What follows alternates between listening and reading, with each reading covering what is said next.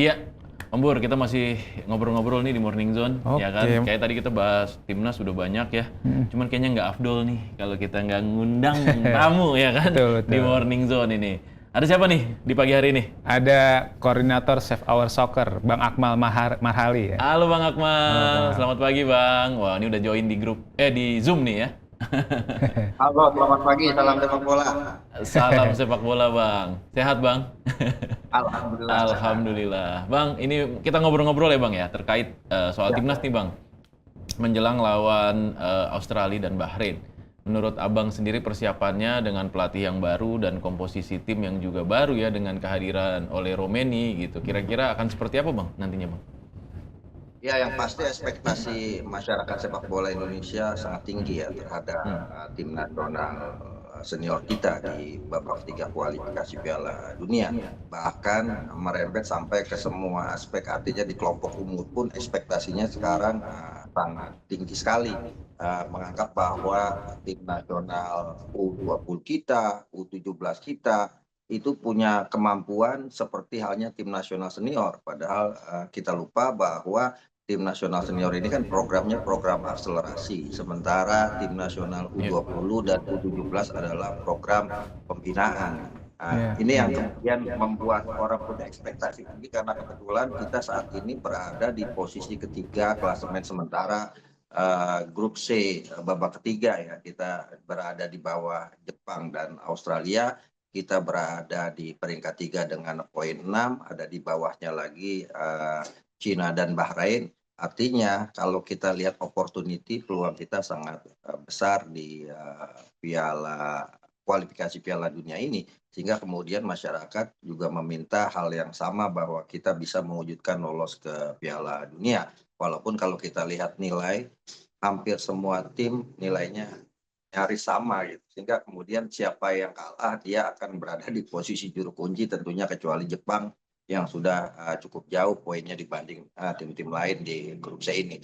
Jadi menurut saya kalau kita lihat sekarang perjalanannya, Kluivert itu sudah melakukan beberapa langkah-langkah yang menurut saya ya langkah-langkah yang dalam tanda kutip tidak dilakukan oleh Coach Sintayong sebelum-sebelumnya gitu kan. Misalnya langkah pendekatan secara personal, kemudian meninjau Liga 1 kemarin, kemudian juga bertemu dengan stakeholder sepak bola Indonesia.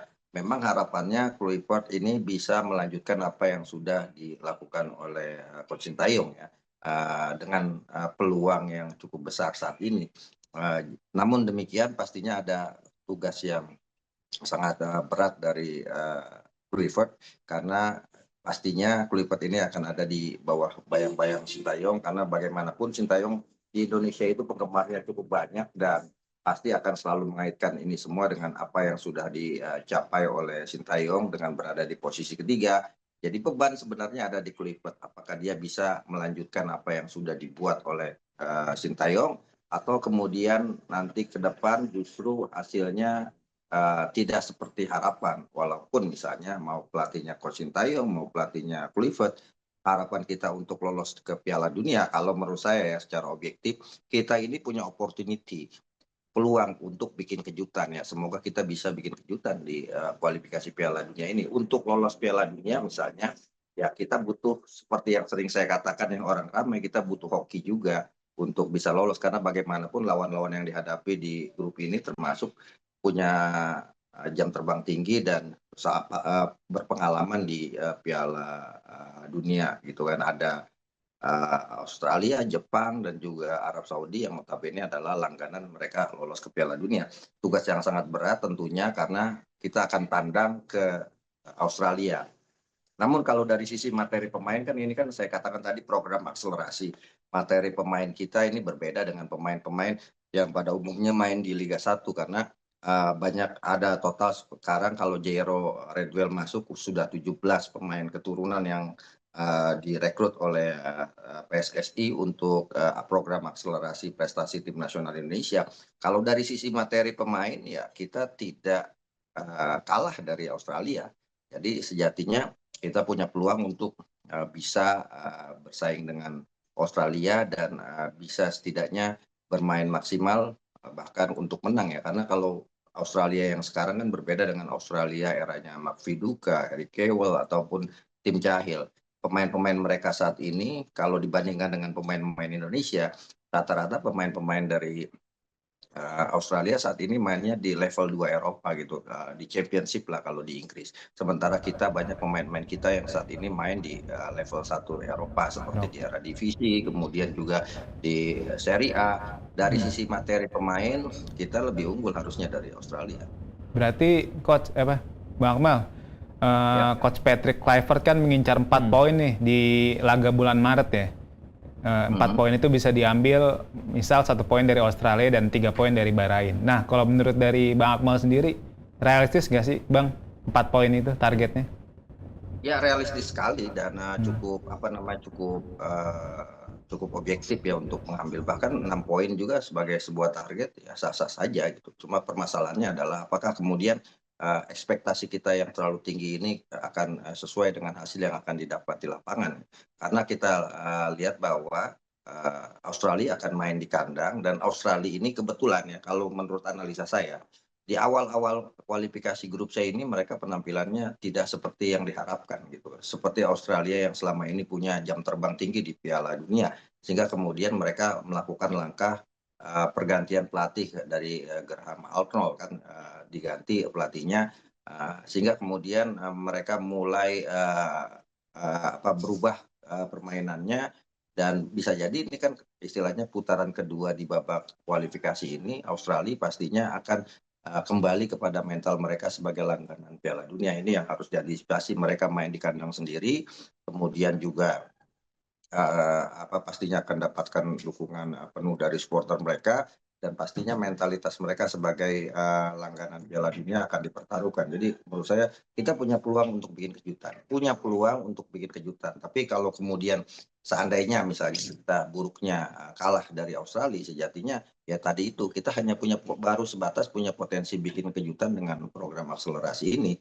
Jangan terlalu berlebih kalau kemudian kita gagal dari Australia misalnya, karena ini akan menjadi ya debut yang sangat berat ya buat Patrick Kluivert, karena dia datang ke Indonesia dengan situasi dan kondisi di mana juga kemampuannya sebagai pelatih diragukan.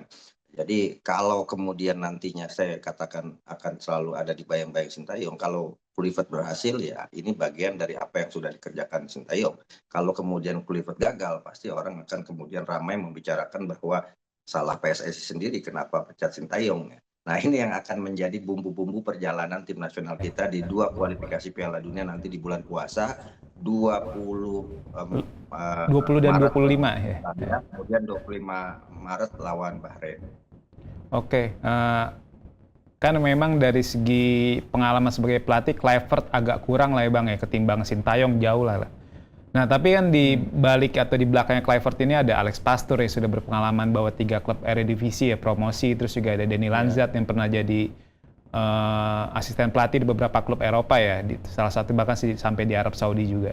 Nah, ini peran-peran mereka ini krusial nggak sih, Bang, buat Patrick Kluivert dalam menentukan strategi nantinya? Ya, tambah satu lagi Gerard Vandenberg. Nah, Gerard Vandenberg juga legenda itu, benar. Namanya prestasi, dia adalah salah satu pemain Belanda ketika juara Piala Euro ya, Bang.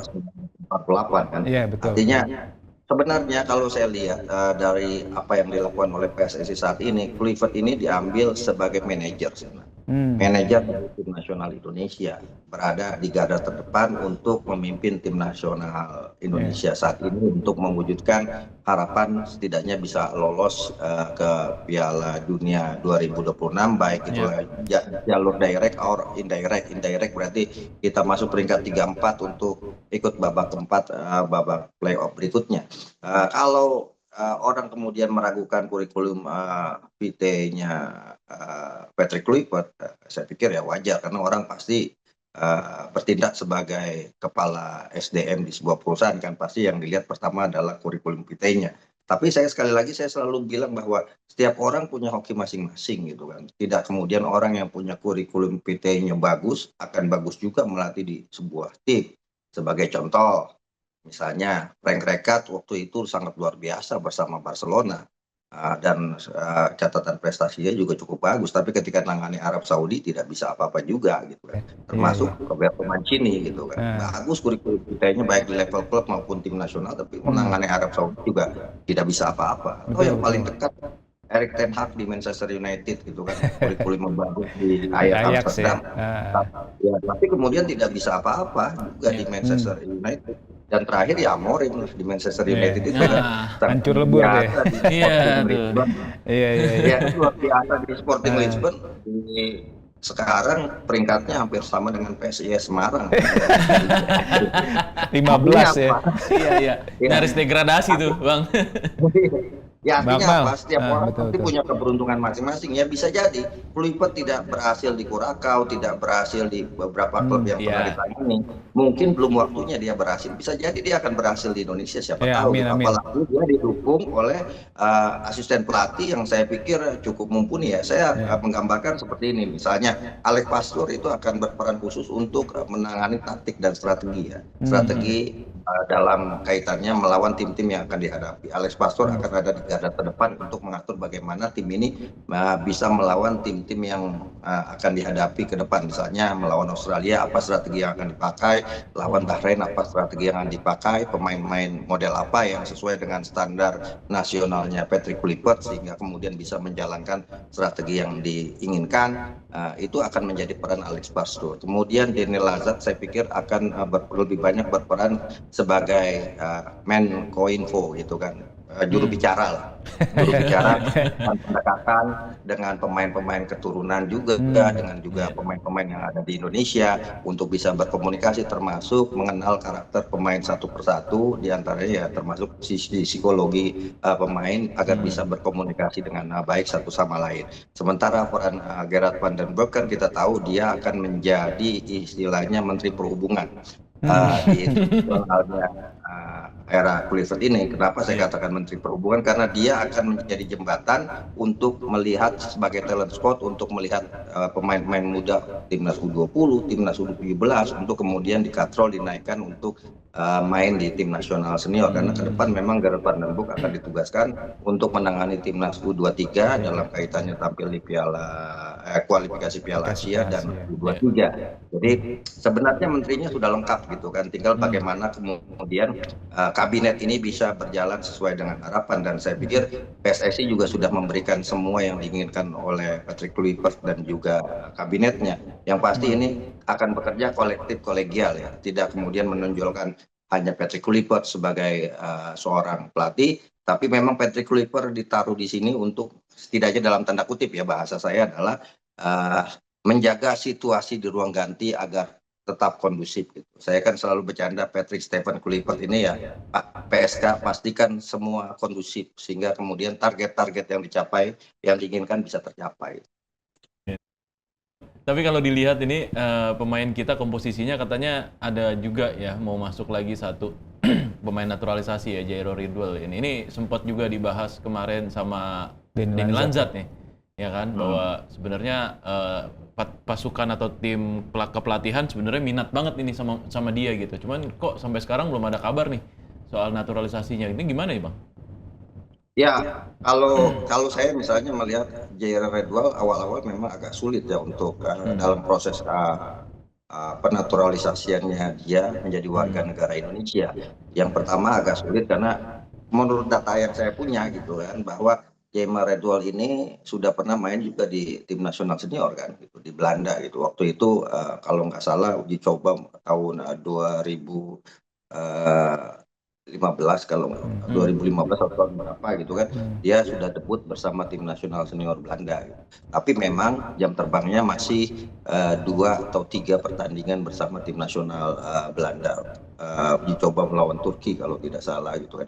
Artinya mungkin salah satu yang sedang diurus prosesnya adalah apakah ini bisa dalam hukum atau regulasi yang sudah diberlakukan oleh FIFA gitu. Sehingga yang kedua adalah ya bisa jadi kemudian ini bisa dipercepat juga prosesnya menuju kita melawan Australia kalau semua administrasi yang dibutuhkan oleh PSSI terkait dengan Jamer Redwall bisa segera dipenuhi, termasuk ya motivasi Jamer Redwallnya sendiri untuk menjadi bagian dari tim nasional Indonesia. Kalau ini bisa dilakukan, saya pikir proses administrasi di Indonesia itu paling luar biasa. Seperti contoh kemarin misalnya, bagaimana oleh Romani, kemudian Tim Gavin dan juga Dion Max luar biasa kan sampai disamperin di proses sumpah sebagai warga negara sampai di luar negeri. Dan itu saya pikir privilege yang dipunyai oleh PSSI saat ini karena kebetulan ketua umum PSSI-nya orang pemerintahan, jadi segala sesuatunya bisa berjalan dengan cepat dan mudah. Tinggal bagaimana Jamer Redwall ini bisa juga dalam mengumpulkan bukti-bukti bahwa dia memang bagian orang yang punya darah dan keturunan Indonesia dan bisa menjadi warga negara Indonesia.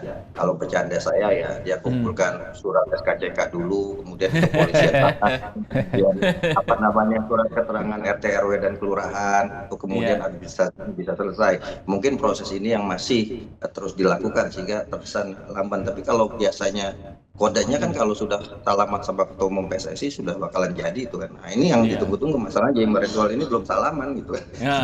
Itu dia tuh, benar. belum salaman tuh Bang. Sedangkan pertandingan sisa 30 hari lagi Bang ya. Nah, betul. Dan tapi kan bukan PSSI namanya kalau nggak bikin kejutan-kejutan gitu kan.